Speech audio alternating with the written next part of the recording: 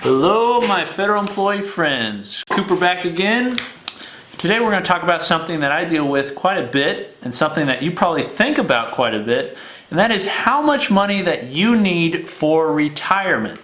Many of you should be at least thinking about, okay, I'm putting all this money away, I'm working, they're taking money from my paycheck to put in my pension, I'm putting money in my TSP, but what do I need for retirement? So I'm going to talk today to you about some guidelines and some suggestions that I think you should look at for determining how much money you should have in retirement.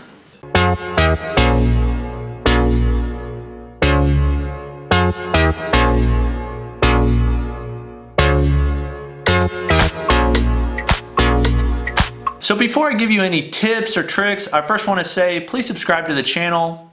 It helps grow the channel, and I want to be able to keep you informed and understanding of all the things that are happening here. So click that subscribe button real quick.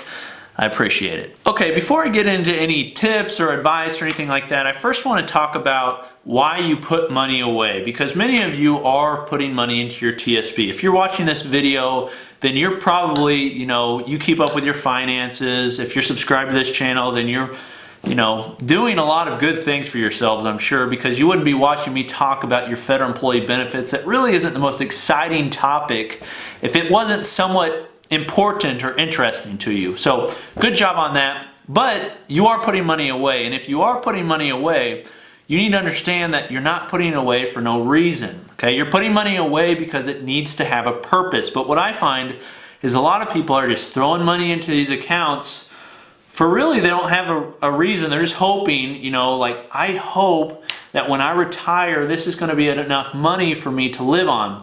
But the issue is you have no goal for yourself. You have no determinant for how much money you're going to need. So therefore, you don't know how much money you're going to need. You don't know how much money to put into it. And if you don't have any estimated, rate of return or anything like that, you have no goal. I like to give the example. If I was going to tell you, hey, go on some trip to somewhere in California, you'd never been to California before, if you didn't have a map or GPS, you wouldn't really be able to get there, right? You wouldn't be able to get there efficiently, at least. You may be able to find signs on the road and everything like that and have a general direction, but it would take you a lot longer and it would be inefficient. What I want to help you do is have an optimal time between now and your retirement, so you're saving the amount that you need to save, you're going after the rate of return that you need to go after, all those different things. Because here's the issue. If you're investing in the TSP and you're just trying to achieve as big of a rate of return as possible because you don't know how much money you need in retirement, then you're taking excess risk. Let me tell you something, excess risk is not a good thing, okay? You want an optimal amount of risk and reward for what you need to accomplish. That's what efficiency is all about. So to talk mainly to you FERS people, because most of the people that are watching this are FERS employees. I'm sorry if you're a CERS employee. Every once in a while I'll get a comment from a CERS employee saying, why don't you make more videos for us? I'm sorry, it's just I don't have many people that watch that are CERS, and so I just deal with the majority of people, which is FERS. And so for you FERS people, understand that you have 3 legs that your retirement stands upon, right? Okay, so you're a 3-legged dog and you have 3 things that you stand upon. You have your Social Security, you have your pension, and you have your TSP. And some of you may even be a 4-legged dog because you have some retirement accounts or an IRA outside the system. So you may even have more than 3 legs. Congratulations. Now, for you people that have 3 legs, understand that when you have your Social Security coming in, that's really not something that you can impact much. You're working towards your Social Security. If you're a federal employee, then you're paying into Social Security, so you're really not going to affect that much. Your pension, the way that you affect that is if you make sure you work the amount of years that you need to work, and you don't retire too early, and it'll come out of your paycheck as it comes, okay? And the higher salary that you get, the more you get paid during your job, the more that's going to be put into your pension because it's percentage based. So understand that if you want more money being put into your pension, then try and get a promotion. The last leg that you stand on is your TSP, and you directly affect your TSP, and that's why I talk about it so much, is because the TSP is something that you play a very important part in, because there's no automatic contribution to that besides the 1% that the federal government automatically gives, okay? The contribution that go in there are directly from you, and you deciding, I'm gonna put in 5% to receive the match, or I'm gonna put in 10%, or I'm gonna put in the max of $18,000 for 2017, or $18,500 for 2018, along with the catch-up provision. You impact that. So understand that the first two, you play some part in, but the last one, the TSP, that's what you play a big part in. So I suggest you focus on that one. Now, some of you watching this are saying, Cooper, I just want to contribute the max amount because I want the max amount to come out later on. Good for you, okay? My suggestion is, if you can afford to, if you can set up your lifestyle in a way that allows you to contribute as much as possible to your retirement accounts, go for it. That's a good thing, because you're going to be living better later on than you are right now, because you're going to have so much money. Or if you don't want to spend it, and you want to use it for other purposes like charity or passing down to your kids, those sorts of things, you're going to have that opportunity. So this is not to diminish those that are contributing the max amount, because if you want to contribute that amount, go for it. Good for you. I applaud you. That said, many of you, even if you are investing the max amount, you need to understand that the way you invest should correspond with what you need in retirement. So this is what I want you to do.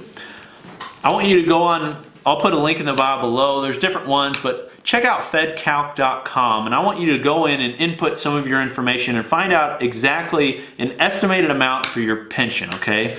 Go in there, get an estimated pension. Then you can go to Social Security website. I'll put a link down in the bio below as well, where you can go to the Social Security website. You can get an estimated amount for the amount of years that you're going to have, things like that. I then want you to look at your TSP, okay? I want you to add these different things up and come up with a monthly amount that you're going to need to spend, okay? This is the difficult part. If you're closer to retirement, it's not that big of a deal, but if you're far out, it is kind of difficult. But I want you to come up with an estimated amount for how much you're going to need in retirement, because this is going to be your goal number, okay?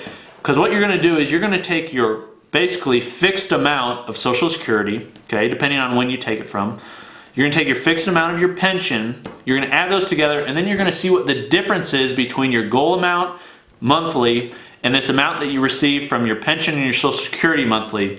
And then you're going to take your TSP into consideration, and you're going to figure out how much you're going to need from your TSP going forward. That will help you determine how much money you need in retirement. Okay, it's really a little bit simple. Where the complex things come in is determining, your interest rate, determining, the inflation rate, those different things, which is things that I do with clients. But this should give you a good determinant for how much you should have investing into your TSP in retirement. If you don't do this, then I think really you're investing really without a goal, right? Because it's great to just put as much money into it as you can. I think that's really something I would suggest. But something I wouldn't suggest is choosing your allocations haphazardly or based on what somebody on the internet said. For instance, me. Like if I say, I would never say like everybody should invest in this one thing, because everybody has different goals. If you don't want a lot of risk or need a lot of risk, then you can invest in the G fund, and if you'd be fine, then that's something you could do. That may not be something I would suggest, but that's something you could do. Okay, if you're somebody who's like, I don't want to work a long time, I haven't invested a lot in my TSP, I'm going to retire soon, well, then you may have to invest in an aggressive manner if you want to meet another goal. Okay.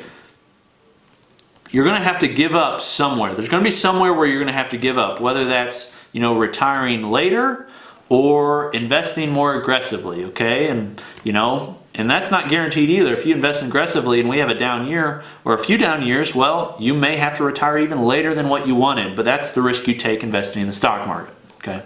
But this has been Cooper with FedRetirementPlanning.com. Thanks for watching.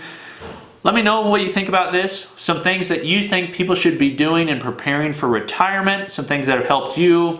Thanks for watching, and I will see you next time.